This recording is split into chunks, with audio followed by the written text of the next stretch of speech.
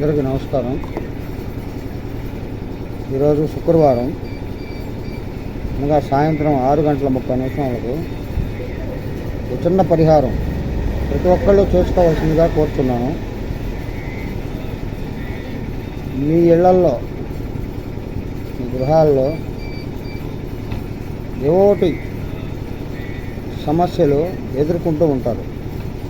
కాబట్టి ఈ సమస్యలు తొలగిపోవడానికి ఒక చిన్న పరిహార మార్గం చెబుతున్నాను.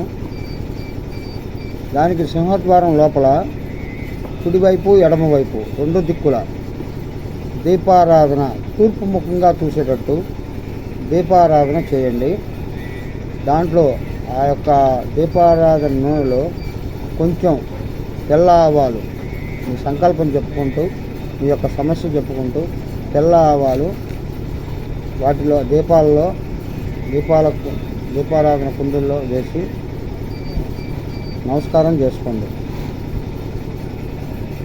ఆ యొక్క తెల్ల ఆవాలు ఇంటికి లోపల వైపులా 4 దిక్కుల చల్లండి.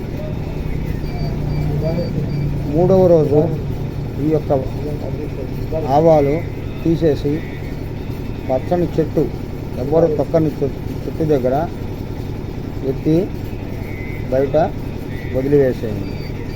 శుభం భూయా. ఓం శ్రీ రాఘవేంద్రాయ నమః.